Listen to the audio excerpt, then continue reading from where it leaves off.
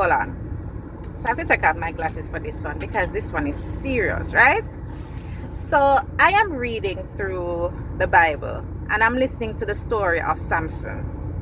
And how has that story been told to us over the years? This great man of God who had such great promise and strength got tricked by the wicked woman Delilah, so much so that the name Delilah has become synonymous with the idea of wickedness and betrayal and the stealing of a man's strength. What strength? What strength? I'm looking at it, I'm like saying, Walande,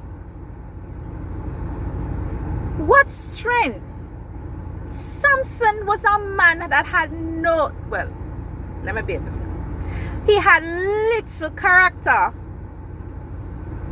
This is not a story of a woman who came and brought down a strong man of integrity. No, this was a man who had little integrity, who had little character, who allowed the things and his own passions to consume him so much so that he allowed himself to be destroyed by his own enemies. It was Samson's own character that led to his demise. Listen, Israel, Samson's people, the nation he belonged to, was being oppressed by the Philistines for 40 years. They were under Philistine oppression for 40 years. And this man, who by the way was a judge of Israel at the time, went and sought out a woman of his enemies. Not once, not twice, multiple times. Because if you read the account, you get the impression that Samson loved women and him loved them a little bit too much. Listen to me. His first wife, he saw her, he liked her, and he had the audacity to go to his parents and tell them to get this woman for him. And his parents are like, why? Take a woman from your own people. Why are you going to your enemy to get to lay down to find a woman, a wife from the house of your enemy? Why? Why? And it was the same woman, his first wife, that the Philistines used against him. One. Right? And then another time, he went and he saw a harlot and he liked the harlot and he went to sleep with her. And in that space, the Philistines saw, and in that they were trying to capture him. And then now you're on Delilah. It just so happened that Delilah was just the last one. But Samson had a track record of being led away by his own lust. He was impetuous, he was tempestuous, he was arrogant, he was proud, he dishonored his parents, and him loved woman. What strength? What? His physical strength? Here was a man that was prophesied about. Here was a man that the angel of the Lord came down to his parents and gave specific instructions on how to raise him and what to do. And his mother took such great care to ensure that she was obeying what she was being instructed to do. And this is what you come to? And you have the audacity to turn around and say, Delilah. Now, I'm not saying that Delilah was any saint, but Delilah was a product of her people.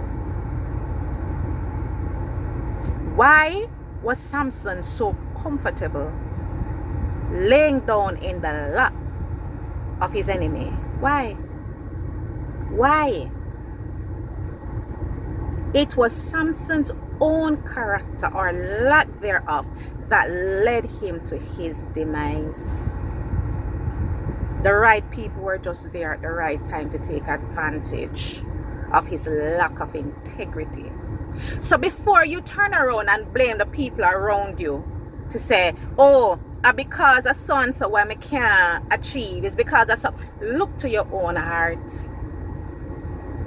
Because she lead me astray. Why were you in a position where you were so easily led astray? The woman that you gave me, Lord, what was so wrong with your heart that you, who know better, not do better? Oh, they deceived me. Why are you so easily deceived?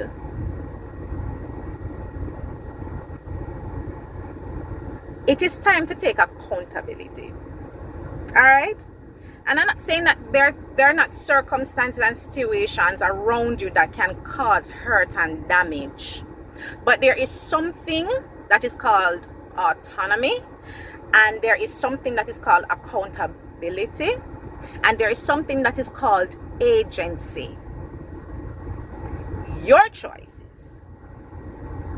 the decisions that you take, for the most part, is what is going to determine where you end up. People will do all sorts of things to you, and guess what? You're going to do things to other people. But at the end of the day, you decide who you are. You decide the things that you're not going to do. You decide what your life is going to be like. So before you turn around and say, is him, and she, check yourself. People will do all sorts of things. Why are you so easily led astray? You who know your own power and capabilities, why are you so easily led astray? You know better. The Philistines, these are your oppressors, and you are a judge of Israel. You have this great ability, this great position, and you find yourself in the lap of your enemy. Quite comfortable in the lap of your enemy. Whose fault is that? The enemy is doing what the enemy does. The enemy is not your friend. Why are you so comfortable in the enemy's camp? Check yourself. Check yourself. And before we rush and point fingers at Delilah, and I'm speaking specifically to the men now who love to talk about woman wicked and woman this, check yourself. Why are you so easily deceived? Why is it that you can't stick to the one? Why is it that it's your lust that is leading you astray and you're turning it around and blaming your circumstances? Check yourself. Your character is going to lead you to where your character is going to lead you. And if your character bad, it is going to lead you to bad places. You will end up where your character takes you. Check yourself.